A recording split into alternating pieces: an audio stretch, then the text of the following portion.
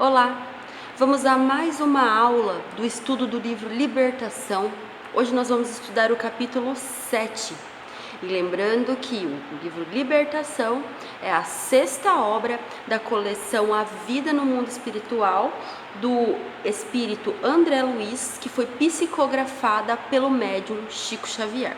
Agora eu peço a todos que pausem o vídeo um minutinho, façam uma prece e aí retomemos.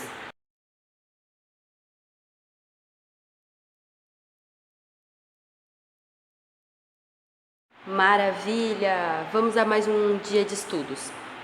Então, só para a gente fazer aquela recapitulaçãozinha do capítulo anterior que a gente sempre faz, no capítulo 6, Observações e Novidades,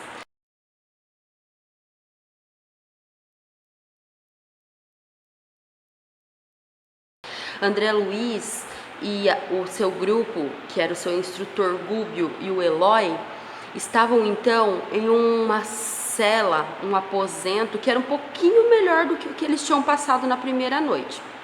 Eles estavam aguardando o dia seguinte em que eles poderiam conversar melhor com o Gregório,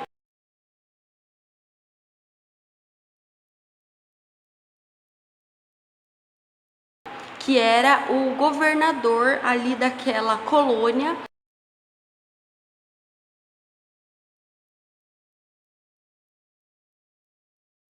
No capítulo 6, André ouviu falar sobre o que acontece durante a noite nessas regiões trevosas. Então, para onde que nós, espíritos encarnados, vamos na hora do sono, a maioria de nós. E também André observou uma outra curiosidade, que foi a presença de espíritos ovoides no halo vibratório de alguns espíritos que ali se encontravam.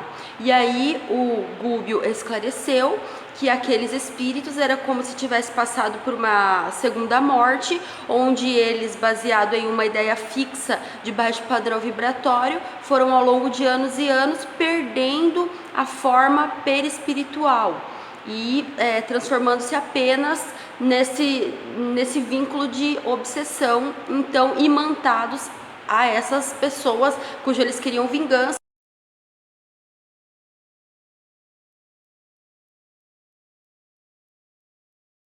Simplesmente por inconsciência mesmo, por afinidade, né? Aquilo que eles queriam na pessoa qual eles vampirizavam. E também uma outra forma é quando esses espíritos malignos pegam esses espíritos ovoides e acabam colocando então para promover vingança em outros espíritos que com eles não tinham nada a ver, mas passam a serem vampirizados devido a essa afinidade espiritual.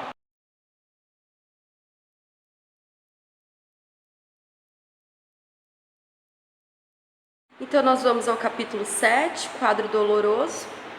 Nesse capítulo de hoje, então amanheceu e logo pela manhã um emissário do sacerdote Gregório foi até a cela lá onde se encontrava o grupo do André Luiz. Ele tinha um semblante meio mal-humorado e ele foi até lá para dizer que esse grupo teria um momento livre em que eles poderiam ficar por ali soltos até a tarde, aonde o Gregório receberia eles para estarem conversando.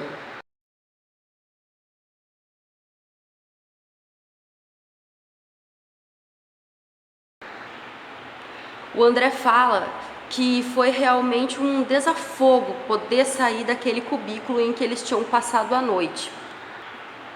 O André conta para nós que a noite foi simplesmente aflitiva.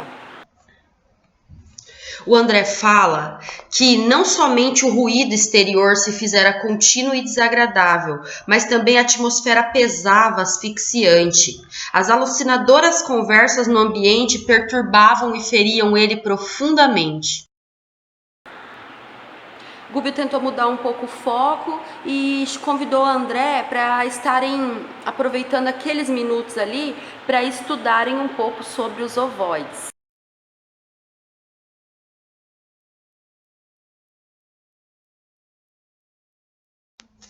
O aspecto da rua era muito deprimente. Aleijados de todos os matizes, idiotas de máscaras variadas, homens e mulheres de fisionomia torturada iam e vinham. Ofereciam a perfeita impressão de alienados mentais, exceção de alguns que nos fixavam o olhar suspeitoso e cruel, com manifesta expressão de maldade. A maior parte, ao meu ver, situava-se entre a ignorância e o primitivismo, diz André, entre a amnésia e o desespero. Muitos demonstravam-se irritadiços ante a calma de que lhes dávamos testemunho. Perante os desmantelos e detritos a transparecerem de toda parte, concluí que o esforço coletivo se mantinha ausente de qualquer serviço metódico junto à matéria do plano. A conversação ociosa era ali traço dominante.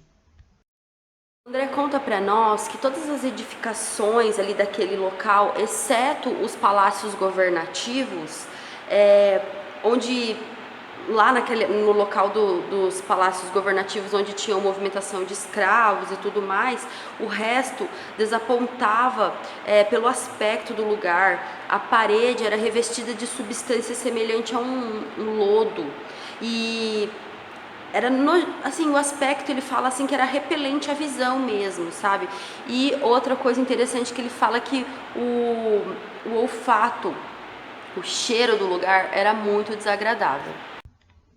O André diz que a ociosidade era a nota marcante do lugar, então por isso que era tudo muito feio e abandonado, ninguém se preocupava com cuidados, com limpeza, com nada disso.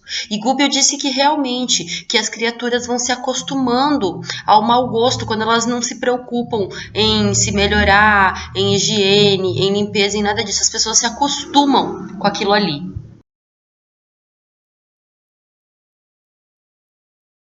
A vegetação era escassa.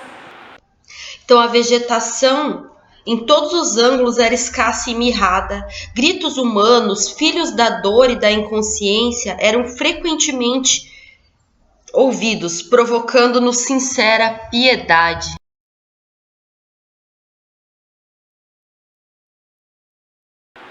E o André comenta assim que se fossem poucos os transeuntes que ali se encontravam, se fossem poucas pessoas que ali estivessem, eles podiam pensar em um socorro, mas que naquela situação era tanta gente que parecia loucura você querer começar a falar em auxílio ali para aqueles espíritos.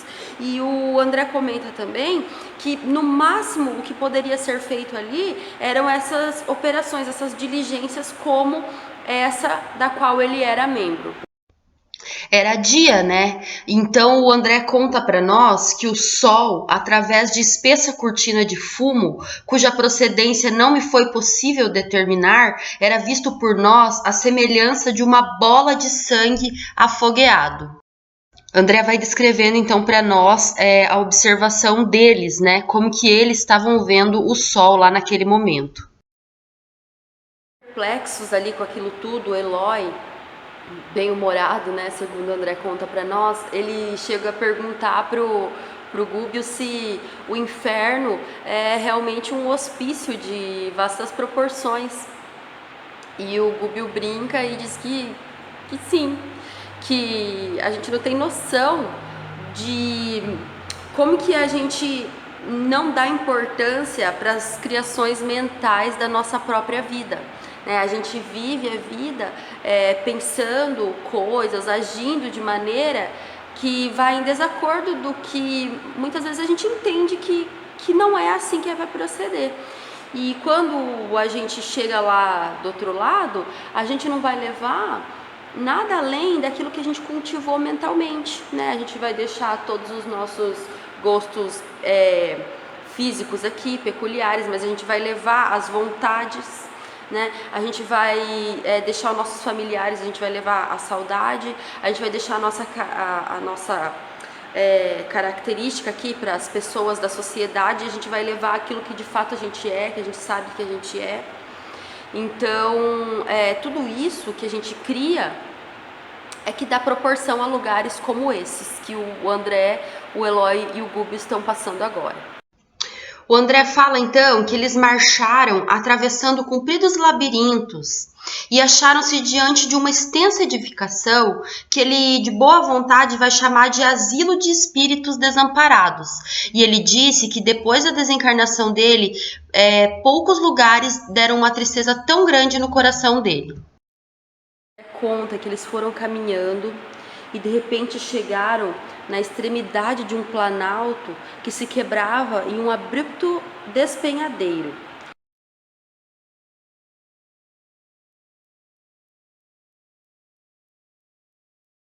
E à frente, numa distância de dezenas de quilômetros, sucediam furnas e abismos, o qual, como se eles estivessem perante a uma imensa cratera de vulcão.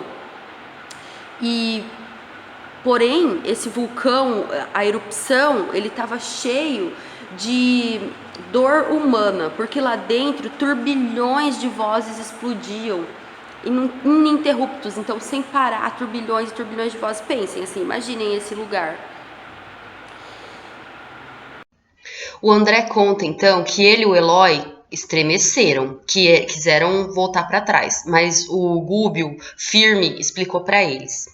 Amontoam-se aqui milhares de criaturas que abusaram de sagrados dons da vida, esgotam resíduos envenenados que acumularam na esfera íntima, através de longos anos vazios de trabalho edificante no mundo físico, entregando-se presentemente a infindáveis dias de tortura redentora. Ao invés de estruturarem o destino santificante com vistas em um porvir, menosprezaram oportunidades de crescimento, fogem ao aprendizado salutar e contraem débitos clamorosos, retardando a obra de elevação própria. E eles são senhores de dons de inteligência, com todo o acervo de revelações religiosas. Então, o que os bons espíritos vão poder fazer a não ser ter a paciência, né? Que os bons espíritos sempre nos mostram. Porque o André diz que ali existem muitas equipes de bons espíritos que trabalham. Esse capítulo ele se divide basicamente em duas partes. A primeira é o André descrevendo a localidade ali da região onde eles se encontravam, próximo a abismos de dor e sofrimento. E a segunda etapa do capítulo é a apresentação da senhora, de uma senhora que padece bastante e onde eles vão poder estar estudando os ovoides. Então eles caminharam um pouquinho e o Gúbio colocou os olhos ali na senhora e perguntou para o André: "Vês realmente, André?" E o André percebeu que a infeliz se cercava de 3 formas ovoides. E o Gúbio esclareceu que são entidades infortunadas, entregues ao propósito de vingança e que perderam grandes patrimônios de tempo em virtude de revolta que atormenta esses seres. Nós vamos falar um pouco agora do drama que acometia essa mulher que estava ali ao chão e esses 3 espíritos ovoides que queriam vingança a qualquer custo. Ao escutar o espírito da mulher, eles ouviam ela chamando: "Joaquim, Joaquim, me ajude!" E ao escutar os 3 ovoides, eles só ouviam um pensamento de vingança, incessantemente. Então era isso que rodeava o espírito desses 3.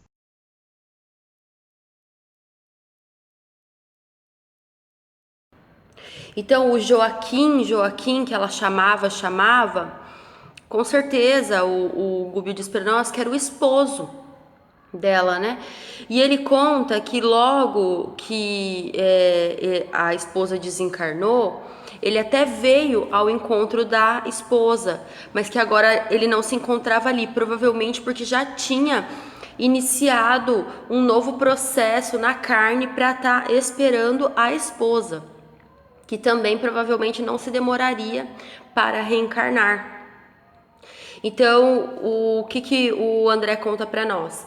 Que ao escutar o halo vibratório ali daquela mulher, Gúbio conta, e André também, que eles veem uma fazenda próspera em que o marido morava, Joaquim. Joaquim desposou ela, uma moça muito bonita, muito jovem. Porém, Joaquim já tinha débitos com uma escrava antiga da sua fazenda. E com ela tinha tido 2 filhos. A esposa chegou, lá morou. E quando ela descobriu isso, que Joaquim já tinha filhos ali com determinada escrava, que morava ali ainda, ela pegou a mãezinha, mandou vender para um mercador de fora. Lá, essa mãezinha veio a falecer, também com uma anemia forte e por inanição. Lá, nesse falecimento, ela já começou a adotar a ideia forte de vingança, e já veio vampirizar o espírito dessa moça ali. Os 2 filhos dela foram levados ao tronco, tidos como ladrões, foram chicoteados, andaram com correntes pesadas no pescoço, morreram de tuberculose amíngua, porque também ninguém cuidou deles.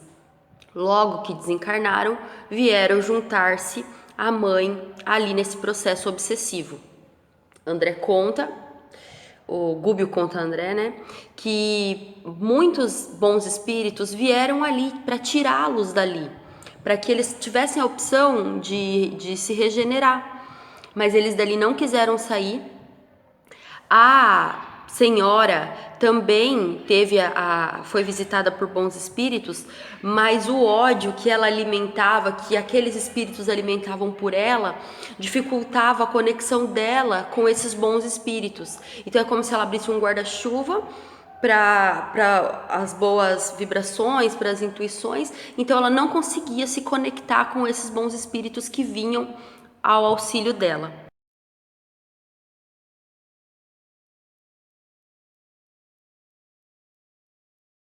O projeto reencarnatório, então, constituía no marido que já estava encarnado. Ela brevemente retornaria de forma compulsória.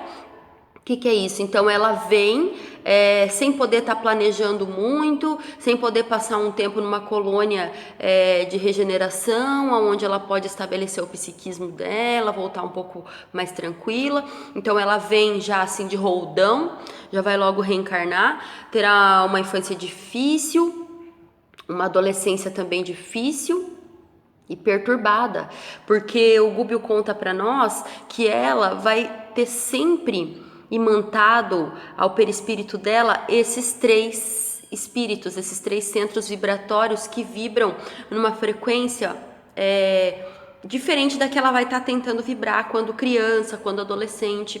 Então ela vai ter sempre ali uma tristeza, uma angústia para estar resolvendo. E aí o André pergunta se esses espíritos serão filhos dela, e o Gúbio diz que sim, que ela vai viver sempre ali aquela melancolia, aquela necessidade de ser mãe, para poder, através dessa doação, né, do corpo como um pão que o Gúbio coloca ali, ela poder auxiliar esses espíritos na carne novamente.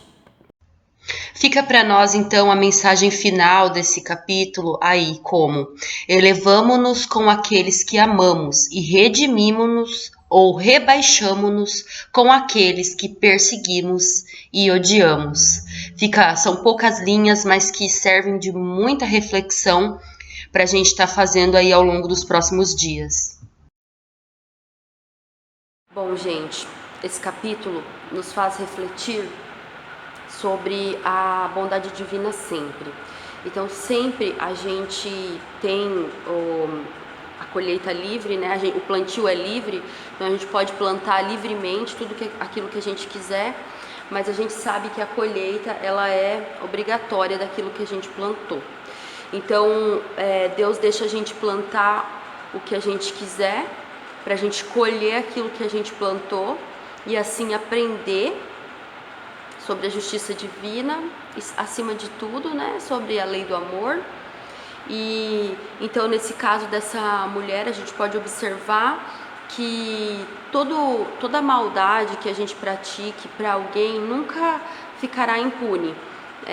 Pode ficar à vista aos olhos dos homens, mas para nossa consciência não vai ficar.